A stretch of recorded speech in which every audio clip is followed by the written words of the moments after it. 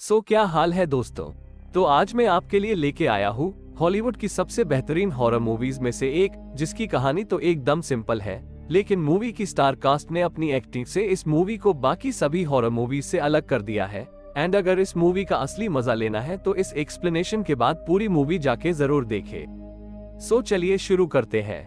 तो शुरू में हमें दिखाया जाता है तीन फ्रेंड्स को जो कि एक रिवर साइड चिल करने आए हुए थे, जिसमें से केलब और टेरेसा रिवर के किनारे बैठे मस्ती कर रहे थे। तो वही उनकी तीसरी दोस्त जेसिका अपने कॉटेज में आराम कर रही थी क्योंकि उसकी तबीयत कुछ ठीक नहीं थी। कुछ देर बाद टेरेसा जेसिका के रूम में उसे देखने जाती है, लेकिन जेसिका वहां सो रही होती है। टेरेसा बुक निकाल के पढ़ने लगती है, लेकिन तभी जेसिका उठ के बुक की लाइंस रिपीट करने लगती है, वो भी एक अजीब सी आवाज में। टेरेसा डर जाती है और जेसिका से बात करने उसके नजदीक जाती है। जेसिका एकदम से जाग जाती है और टेरेसा के बालों को नोच देती है। टेरेसा बाहर केलब के पास भागती हुई जाती है और जेसिका खुद को ड्रोन से मारकर पानी में गिर जाती है। केलब उसे बचाने पानी में कूदता है और जेसिका उसका सर काट के बाहर फेंक देती है। और यहाँ से शुरू होती है अपनी मूवी की कहानी। तो सीन दिखाया जाता है एक दिन पहले का, जहां हम एक क्लब में बेथ नाम की लेडी को देखते हैं जो कि अपना प्रेगनेंसी टेस्ट कर रही होती है और हमें पता चलता है कि वो प्रेग्नेंट थी भी। बेथ वहां से निकलकर अपनी सिस्टर एली के घर पहुंचती है, जहां एली के साथ उसके 3 बच्चे रहते थे, जिसमें सबसे बड़ा बच्चा डैनी, उसके बाद ब्रिजेट, देन कैसी। बेथ उन सबसे काफी टाइम बाद मिल रही थी, इसलिए वो सभी के लिए गिफ्ट्स लेके आती है, जिसमें से एक गिफ्ट एली के हस्बैंड का भी था, लेकिन वो अब उन्हें छोड़ के जा चुका था। एली अपने बच्चों को पिज्जा लेने के बहाने घर से बाहर भेज देती है और बेथ को सारी कहानी बताती है। पिज्जा लेके वापस आते वक्त एक तेज भूकंप आता है, जिससे कि पार्किंग में बड़ा सा होल हो जाता है।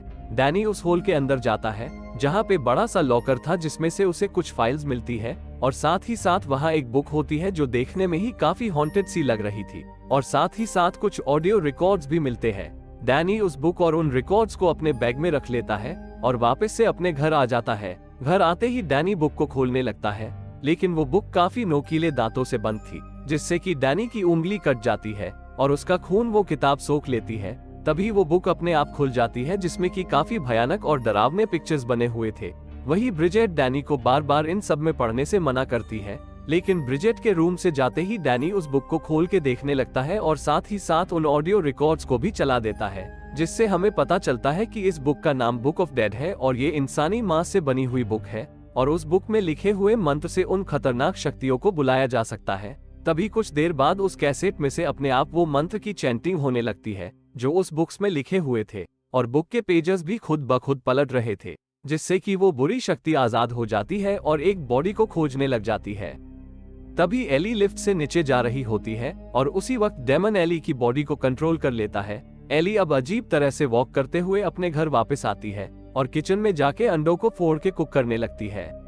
उसकी ये अजीब हरकतें देख के सब थोड़ा कंफ्यूज हो जाते हैं। एली अपने ही परिवार को मारने की बात करती है और उसके बाद उल्टी करके मर जाती है, जिसे देख बेथ और वो बच्चे पूरी तरह से डर गए थे और तेज चिल्लाने लगते हैं, जिसे सुन के उनके पड़ोसी भी वहां आ जाते हैं। वो सब मिलके एली की बॉडी को एक रूम में ले जाते हैं और उसकी आत्मा की शांति के लिए गॉड से प्रे करने लगते हैं। वहीं उनके नेबर्स बिल्डिंग से नीचे जाने का रास्ता ढूंढना शुरू करते हैं, क्योंकि लिफ्ट तो खराब हो ही चुकी थी और भूकंप की वजह से स्टेयर्स भी पूरी तरह से टूट चुकी थी और इमरजेंसी गेट भी लॉक था, जिसे वो खोलने की कोशिश कर रहे थे।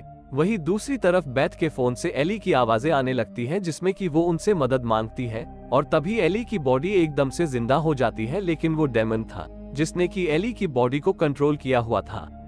बेथ देखती है कि एली का शरीर बिल्कुल तप रहा था, इसलिए वो बच्चों के साथ मिलकर उसे बाथ टब में डाल देती है, लेकिन एली अब पूरी तरह से उस बुरे साए के कंट्रोल में आ चुकी थी।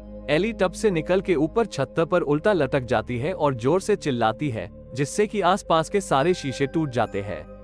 उसके बाद एली उन सब पे अटैक कर देती है और उसी टूटे हुए कांच से एली बेथ के हाथ पे स्टेप कर देती है और अपनी टैटू करने वाली मशीन को लेके ब्रिजेट के फेस पे अटैक करती है, लेकिन डैनी पीछे से एली पर हमला करके किसी तरह एली को फ्लैट से बाहर कर देता है और अंदर से दूर लॉक कर लेता है।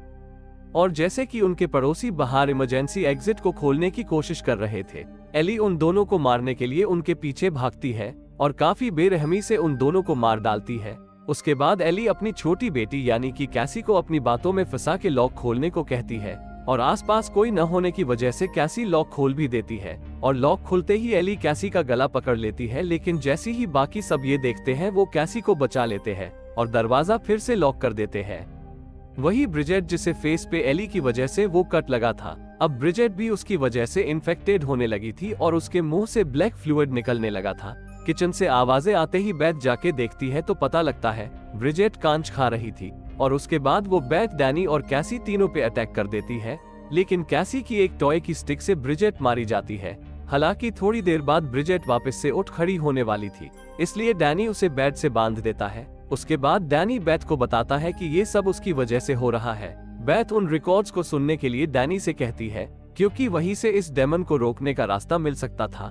वही एली जो कि अपार्टमेंट के बाहर थी, एक कैट को डक्ट में फंसा देखती है। वहीं से उसे आइडिया आता है कि क्यों ना इसी के थ्रू अपार्टमेंट में अंदर जाया जाए।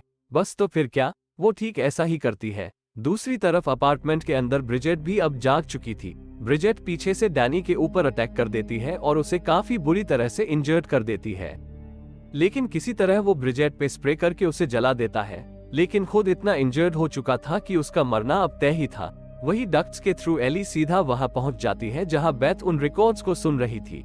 एली बेथ पर अटैक कर देती है। एली के अंदर का डेमन समझ जाता है कि बेथ प्रेग्नेंट है और वो उसके पेट को नोचने की कोशिश करती है, लेकिन तभी कैसी बेथ को एक सिजर पास करती है जिसे वो एली के सर में घुसा देती है और इसी से बेथ को ये समझ में आता है कि इस डेमन के सर पे वार करने से वो थोड़ी देर के लिए शांत हो जाता है। बेथ कैसी को लेके बिल्डिंग से बाहर निकलने की कोशिश करती है, लेकिन लिफ्ट भी खराब थी, स्टेयर्स टूटी हुई थी और इमरजेंसी एग्जिट खुल नहीं रहा था। बेथ इमरजेंसी एग्जिट को खोलने के लिए पास में पड़ी हुई शॉटगन उठाती है, लेकिन इतने में ही एली वहां आ जाती है और साथ ही साथ बाहर जितने भी लोग थे जिन्हें एली ने मारा था वो भी सब इसी पावर के कंट्रोल में आ जाते हैं और सभी एली में मर्ज होने लगते हैं। बेथ कैसी को लेके लिफ्ट में जाके उसे स्टार्ट करने की कोशिश करती है और वो स्टार्ट हो भी जाती है, लेकिन लिफ्ट में बड़ी तेजी से अब खून भरने लगा था जिससे कि वो दोनों उसमें डूबते जा रहे थे। लिफ्ट जब तक नीचे पहुंचती है जब तक पूरी लिफ्ट में खून भर चुका था, लेकिन किसी तरह उन दोनों की जान बच जाती है। बेथ कैसी को कार में लेके भागने की कोशिश करती है, लेकिन कार स्टार्ट करते ही कार आगे बढ़ती ही नहीं है। तभी पीछे से एली आती है जिसमें कि सभी लोग मर्ज हो चुके थे और वो किसी स्पाइडर डेमन की तरह दिख रही थी। बेथ पार्किंग का गेट खोलती है और उसके बंद होने से पहले स्लाइड करती हुई बाहर निकल जाती है, लेकिन वो डेमन कैसी को पकड़ के अंदर खींच लेता है और इससे पहले कि कैसी को वो मारती, बेथ शॉटगन और एक श्रेडर मशीन की मदद से उन सभी को मार डालती है और उन सबको श्रेड कर देती है और बेथ और कैसी यहाँ से निकल जाते हैं।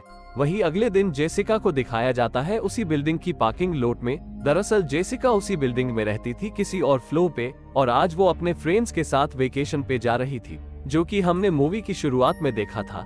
वहां से निकलने से पहले जेसिका को वहां काफी सारा खून दिखता है जिसे देख वो डर जाती है और वही डेमन अब जेसिका के अंदर आ जाता है और उसके बाद जो उसने किया वो हमने मूवी की शुरुआत में देख ही लिया। तो कैसी लगी आपको ये मूवी? कमेंट में प्लीज अपने राय दे और चैनल को अपना प्यार दे।